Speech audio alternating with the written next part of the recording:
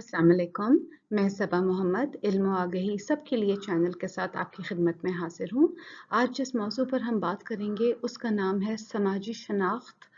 8 बड़े। ये एक मॉडल है समाजी शनाख्त का, जिसका नाम ही द बिग 8 है। तो आज हम इसके बारे में जानेंगे कि ये मॉडल हमें क्या इल्म और क्या आगही देता है। आज की प्रेजेंटेशन शुरू करने से पहले एक दफ़ा पिछली प्रेजेंटेशन को दोहरा लेते हैं। इस काम के लिए मैं एक स्लाइड चला रही हूँ जो मैंने अपनी पिछली प्रेजेंटेशन में यूज़ की थी और जिसमें उस सारी प्रेजेंटेशन का खुलासा था। तो मैं वही स्लाइड अब यहाँ पर दोबारा चला रही हूँ। ये थी जी आज की प्रेजेंटेशन, जिसमें हमने ये बात की कि ज़ाती शनाख्त और समाज के दरमियान क्या ताल्लुक़ है। इसमें हमने सोशलाइजेशन यानी समाजकारी की भी बात की और ये दिखा कि सोशलाइजेशन 2 किस्म की होती है। इब्तदाई सोशलाइजेशन वो है जिसमें बच्चा अपने ख़ानदान और सहेलियों या दोस्तों से सीखता है कि उसने अपने समाज में कैसे फिट इन होना है। और उसके बाद फिर सानवी सोशलाइजेशन आती है जिसमें लड़कपन और बड़ी उम्र के लोग ये सीखते हैं कि उन्होंने अपने रस्म रवाज को कैसे अपनाना है और एक ग्रोह का हिस्सा कैसे बनना है। और इसमें मैंने आपको मिसाल ये दी थी कि अगर हम एक मुल्क से दूसरे मुल्क में जाते हैं तो मेरी उम्र जितनी मर्जी हो, मुझे उस मुल्क के असूल सीखने पड़ेंगे अगर मैं चाहती हूँ कि मैं वहाँ पर कामयाब बनूँ। और फिर हमने कुछ समाजी गुरूहों की भी बात की थी कि कुछ समाजी शनाख्तें ऐसी होती हैं जिनके पास इक़्तिदार और जिनके पास फ़वाइद ज़्यादा होते हैं और कुछ शनाख्तें ऐसी होती हैं कि जो इक़्तिदार और फ़वाइद से महरूम रहती हैं। इंशाअल्लाह इसके बारे में अगली दफ़ा फिर तफ़सील से बात करेंगे। आज का मॉडल समझने से पहले एक बात बावर करना बहुत ज़रूरी है और वो ये कि समाजी शनाख्त एक मख़सूस किस्म की शनाख्त है जो कि इंसानों के बनाए हुए माशरती असूलों पर मबनी है। कहना ये है कि ये इंसानों के बनाए हुए असूल हैं और ये जो भी हम आगे देखेंगे और ये सुनेंगे, ये हमें समाज बताता है कि जी आपकी ये शनाख्त है और आप इस ग्रुप को बिलोंग करते हैं और आप इस ग्रुप में बिलोंग नहीं करते। ये बात इसलिए अहम है क्योंकि जो चीज़ समाज ने बनाई है या जो चीज़ इंसानों ने बनाई है, उसमें तगय्युर मुमकिन है, तब्दीली मुमकिन है और ऐन मुमकिन है कि ऐसे ग्रुप जो किसी ऐसी समाजी शनाख्त में अपने आप को पाएँ जो उनके लिए दुःख का बायस हो, तो फिर वो एक जद्दोजहद करके उस समाजी शनाख्त को बदलने की कोशिश कर सकते हैं। वैसे तो इंसानी तारीख में ऐसे लामतनाही तरीके हैं जिसमें इंसानों ने और माशरों ने लोगों की दर्जा बंदी की है, लेकिन आज का जो मॉडल है वो एक अमरीकी मॉडल है और उसमें हम उन समाजी शनाख्तों को देखेंगे जो अमरीकी ज़िंदगी में सबसे ज़्यादा असर अंगेज़ हैं और यकीनन उसमें से बहुत सारी ऐसी शनाख्तें हैं जो दूसरे मुल्कों में भी उसी तरह असर रखती हैं। आइए अब उस समाजी मॉडल को समझते हैं जिसका नाम है 8 बड़े या द बिग 8 और ये समाजी शनाख्तों का एक ग्रुप है जिसमें माशी क्लास, नस्ल, सिन्फ, उम्र, सलाहियत, मजहब, जिनसी रुझान और इमिग्रेशन की हैसियत के बारे में बात की जाएगी। माशरती तबका या सोशल क्लास वो समाजी शनाख्त है जो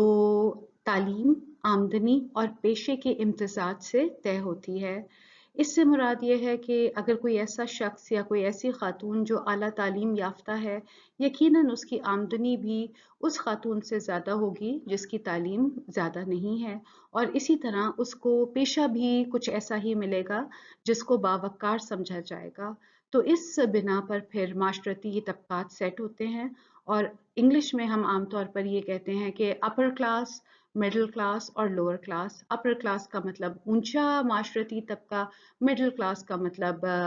मिडिल माशरती तबका और लोअर माशरती तबके का मतलब यही कि निचले दर्जे का माशरती तबका। रेस या नस्ल से मुराद वो समाजी शनाख्त है जिसमें उन लोगों के गिरोह हैं जिनके जिस्मानी खसाइस यानी उनकी जिस्मानी खसूसियत मसलन उनकी जल्द का रंग, हड्डियों की साख्त, बालों की साख्त वगैरह में या तो फ़र्क है या मुमासलतें हैं उन گروہوں سے جنہیں معاشرے نے سماجی طور پر اہم سمجھا ہے۔ یہاں پہ مثال دی جا سکتی ہے نیٹو امریکنز کی۔ جب یونائٹڈ اسٹیٹس آف امریکہ کو کالونائز کیا گیا تو جو وہاں کے مقامی لوگ تھے ان کو نیٹو انڈینز تھے، اور شاید وہ انڈینز تو پتہ نہیں تھے یا نہیں تھے، لیکن بہرحال وہ مختلف ایک نسل کے لوگ تھے، اور سفید فام گوروں نے آ کر ان کے علاقوں پہ قبضہ کیا اور ان سب لوگوں کو ایک باقاعدہ سوچی سمجھی پالیسی کے تحت ان کو ختم کیا گیا۔ اسی طرح دوسری مثال افریقن امریکنز کی دی جا سکتی ہے کہ جو کہ امریکہ میں بستے تو نہیں تھے، لیکن جب امریکنز کو اپنی کاٹن فارمنگ کے لیے غلاموں کی ضرورت پیش آئی تو پھر وہ افریقہ سے جا کر ان لوگوں کو غلام بنا کر لے کر آئے، اور پھر تاریخ میں ان کے ساتھ بدترین تشدد، بدترین سلوک کیا گیا۔ دی بگیٹ ماڈل میں ایک سماجی شناخت جنس پر بھی مشتمل ہے، اور اس سے مراد وہ سماجی شناخت ہے جو جنسی اعضاء پر مبنی ہے، اور جس میں سماجی شناخت یا تو برتر یا کمتر اس حیثیت پر کی جاتی ہے کہ جنسی اعضاء کون سے ہیں۔ اس کی بہترین مثال پاکستان ہے، جہاں پر جب ہم میں سے کسی کے گھر میں کوئی بیٹی پیدا ہوتی ہے تو ایک خوشی کے بجائے ایک غم کا سا ماحول بن جاتا ہے، اور اگر ایک بیٹی کے بعد دوسری بیٹی اور تیسری بیٹی پیدا ہو پھر تو بارہا دفعہ یہ دیکھا گیا ہے کہ ان ماؤں کو جنہوں نے بیٹیوں کو جنم دیا ہوتا ہے ان کو بہت برے طریقے سے رویے رکھے جاتے ہیں ان کے ساتھ، اور بعض اوقات پر ایسی ماؤں کو طلاق بھی دلوا دی جاتی ہے، اور شوہر یا تو طلاق دے دیتے ہیں یا پھر دوسری شادیاں کر لیتے ہیں، کیونکہ وہ یہ چاہتے ہیں کہ ان کے ہاں بیٹا پیدا ہو اور ان کی نسل جاری رہے۔ عمر سے مراد وہ سماجی شناخت ہے جس میں لوگوں کو ان کی عمر کے حساب سے درجہ بند کیا جاتا ہے، یعنی 60 سال کے بعد لوگ کام کرنے کے قابل نہیں رہتے، یہ بات عمومی طور پر رائج ہے، اور اسی لیے لوگوں کو 60 سال کی عمر پر ریٹائر کر دیا جاتا ہے۔ لیکن ابھی کچھ عرصہ پہلے ہم نے یہ دیکھا کہ جب پوری دنیا پر معاشی طور پہ حالات کچھ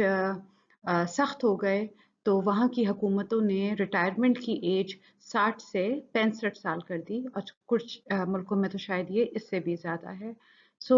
اس سے پھر یہی بات سمجھ آتی ہے کہ یہ جتنے بھی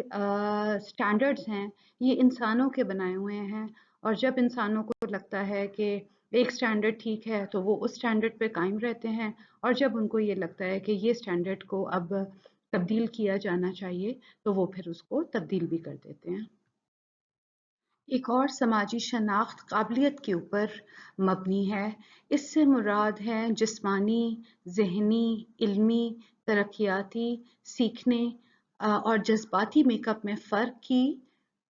ایبلٹی، یعنی ایک انسان کو ہم کس قابل سمجھتے ہیں کہ وہ کیا سیکھ سکتی ہے،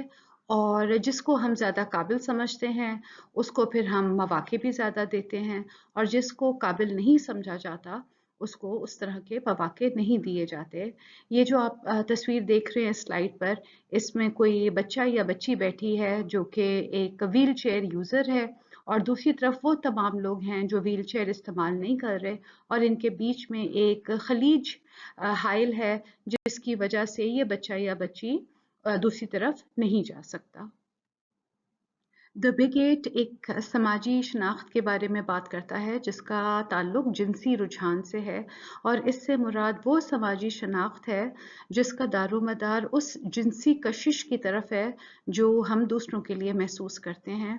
اور اس میں LGBTQ+ کا آج کل بہت ذکر آتا ہے۔ L سے مراد ہے لیسبینز، G سے گے، B سے بائنری، T سے ٹرانسجینڈر، Q سے کوئر، اور پلس کا مراد کہ اس کے علاوہ کوئی بھی ایسی سماجی شناختیں جس میں مرد مردوں کی طرف، خواتین خواتین کی طرف، یا بعض اوقات کوئی مرد خواتین کی طرف اور مردوں کی طرف، دونوں کی طرف جنسی کشش محسوس کرتے ہیں۔ مذہب کی بنا پر بھی سماجی شناخت بنتی ہیں، اور اس میں किसी इंसान का खुदा या माबूदों के वजूद के बारे में जो भी अकीदा है और जो भी शनाख्त है, उसकी बिना पर ये समाजी शनाख्त कायम होती है। और इसमें आजकल हम इस्लामोफोबिया के बारे में काफ़ी कुछ जानते हैं कि जब मुसलमान दूसरे मुल्कों में जाते हैं तो उनको अपनी मज़हब की बिना पर कुछ ऐसी मुश्किलात का सामना करना पड़ता है जो सिर्फ़ और सिर्फ़ मज़हब की बिना पर होती हैं। इसी तरह हमने ये भी देखा है कि पाकिस्तान में गैर मुस्लिमों के साथ यानी हमारे जो मसीही बहन भाई हैं और दूसरे मज़ाहिब के बहन भाई हैं, उनके साथ भी बहुत ही इम्तियाज़ाना सलूक रवा रखा जाता है। एक और समाजी शनाख्त इमिग्रेशन के ऊपर मबनी होती है और इससे मुराद वो तरीका होता है जिसकी वजह से कोई शख्स किसी मुल्क में मौजूद है। यानी ये कि अगर मैं पाकिस्तानी हूँ तो क्या मैं पाकिस्तान की शहरियत इसलिए रखती हूँ क्योंकि मैं पाकिस्तान में पैदा हुई हूँ और पाकिस्तानी माँ बाप के घर में पैदा हुई हूँ, या फिर ये कि मैं किसी दूसरे मुल्क में जाकर बस गई हूँ और उनके जो भी जायज़ कानूनी तरीके हैं मैंने वहाँ से उस रास्ते से उस मुल्क की शहरियत इख्तियार की है। आजकल हम यहाँ पर देख रहे हैं कि हमारी जो निगरान हुकूमत है, उसने उन अफ़गान लोगों को जो यहाँ पर कई सालों से आबाद थे, उनको ये डिक्लेयर कर दिया है कि वो पाकिस्तानी नहीं हैं, बल्कि वो यहाँ पर इल्लीगल एलियंस हैं और उनको ये हुक्म दे दिया गया है कि वो पाकिस्तान को जल्द अज़ जल्द खाली कर दें। और उसमें हमने यही देखा कि जब इस तरह की पॉलिसीज़ अपनाई जाती हैं, तो सबसे ज़्यादा जो तकलीफ़ में लोग आते हैं, वो छोटे बच्चे, वो ख़वातीन और वो बुज़ुर्ग लोग आते हैं। तो इस वक़्त भी यही हो रहा है कि उन तमाम अफ़गानियों को पाकिस्तान से छोड़ने का हुक्म दिया गया है और इसी तरह अमेरिका के अंदर भी और यूके के अंदर भी और आम तौर पर यूरोप में भी एक इस्तिलाह चल रही है जिसको हम फोर्ट्रेस यूरोप कहते हैं। यानी कहने का मतलब कि इन मुल्कों ने अपने गर्द ऐसे सख्त कवानीन बना लिए हैं कि जिनकी वजह से कोई शख्स अगर उन मुल्कों में जाकर कानूनी तौर पर जाकर बसना चाहे और वहाँ पर कोई काम करना चाहे तो उनके लिए बेपनाह मुश्किलात खड़ी कर दी गई हैं।